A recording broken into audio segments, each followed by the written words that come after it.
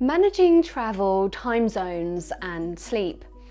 Lots of people ask me when they're going on holiday or taking a trip somewhere, how do they handle the time changes, time zone differences? And in short, my answer is always switch to local time straight away.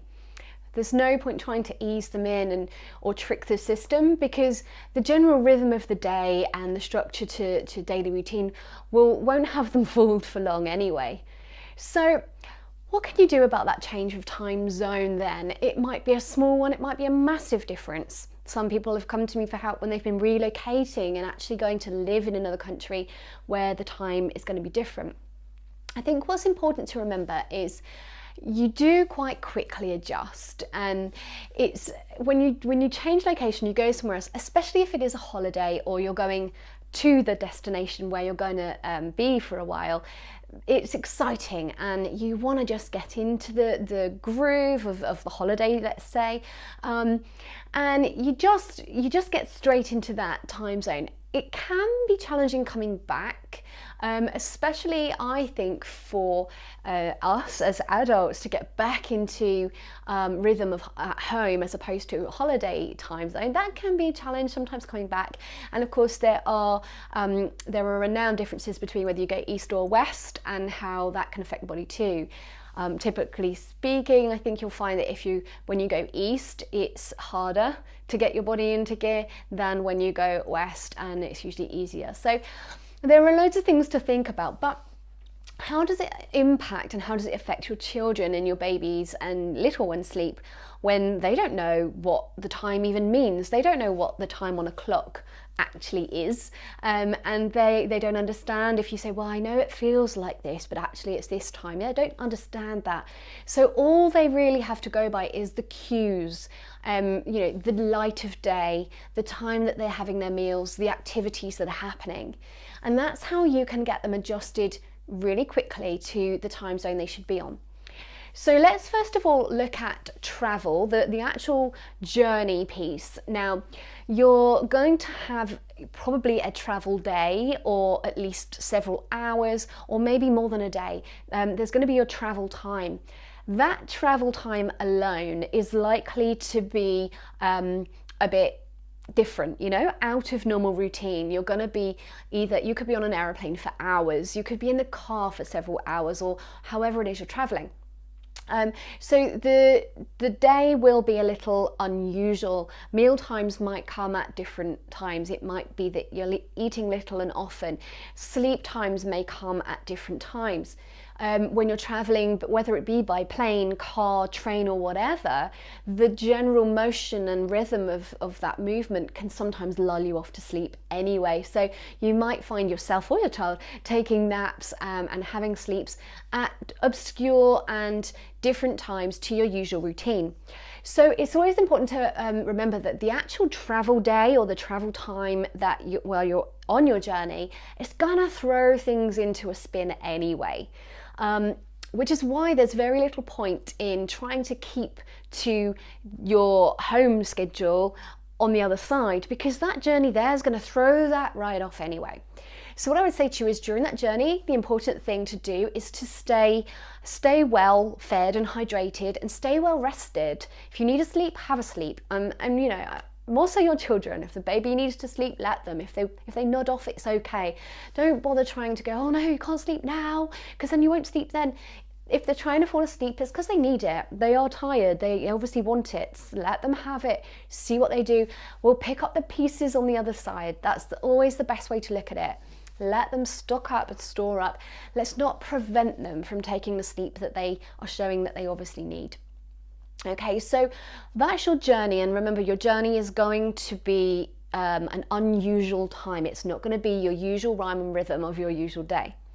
When you get to your destination, switch to local time. Change your watch, change your mindset, and just think, right, this is now AM, PM, whatever it is, and just get into your own rhythm there. So if it's lunchtime but your body's saying it's bedtime, forget that. Don't say, well, to us it's this. Forget it. Just stay local and go, right, it's lunchtime, so it's lunchtime, think what do we do at lunchtime, and just set the scene for lunchtime. And as soon as you start to really understand and believe that that's the time and that's where it is, your body will follow suit.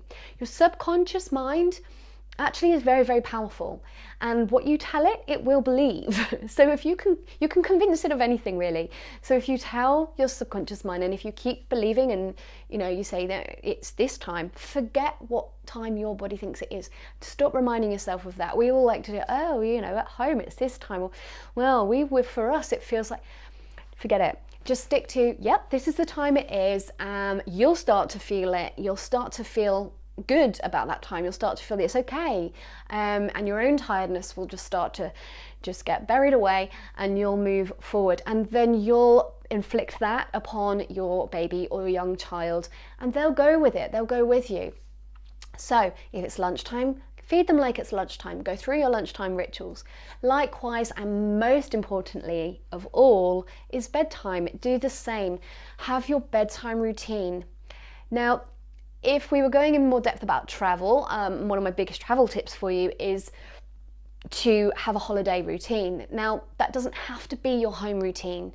It might be on holiday, on your vacation, that you're not actually going to stick to your usual times and the usual things that you do at home. Maybe you're going to allow the children to stay up later and go to bed, and maybe they'll get up later. In an ideal world, maybe you're going to allow a motion nap in the pushchair during the day where normally it would be in the cot. Maybe you're going to put them to sleep in the pushchair so that they're asleep and you have your evening meal with them, just nicely asleep next to you. There's all kinds of different things that work for families as a holiday rule. So have holiday rules, that's fine. And you'll be able to get straight back to your home rules when you get home, so long as you do switch back to home rules at home. They'll recognize them. They'll go, oh yeah, I know this place and I know how this goes. So when you're away, decide what that routine looks like, but just have some kind of rhythm to your day. You have your main 3 meals of your day, your breakfast, lunch, and your dinner, and then you know where they sit. That will help to set the body clock up. That will help to set your little one's rhythms.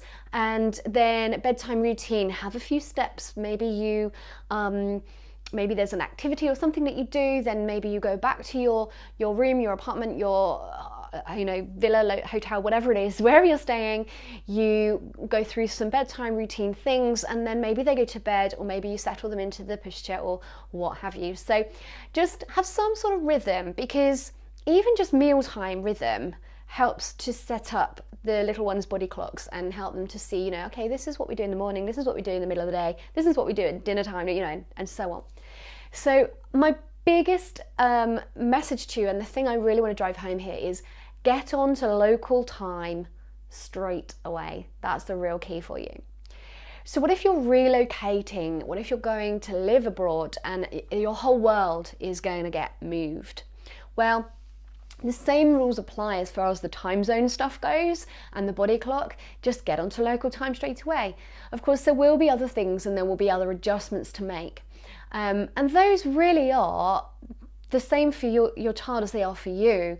With little ones, if you're worried about them settling in, I honestly assure you it's no different to moving house. If you are moving 2 streets away, or if you're moving the other side of the world, they're going to get to know and adjust to a new environment. Of course, there may be cultural and climate changes to adjust to as well if you are moving the other side of the world. But remember, when they're little, they're very adaptable. I'm talking about children 0 to 6 generally with what I do, and they are, in that whole time frame, they're very adaptable, very moldable. Even those that don't like change, even those who are huge creatures of habit and rhythmicity, they will adapt. It's just, with those particularly, it's a case of getting into your new rhythm and your new vibe as quickly as you can. And if you're cool and calm and steady with it all, they will feel steady and secure. They look to you for that security. And if you're calm and you're showing them a nice steady, consistent you, then you'll get that adaptation, and they will adjust to the new setting very quickly.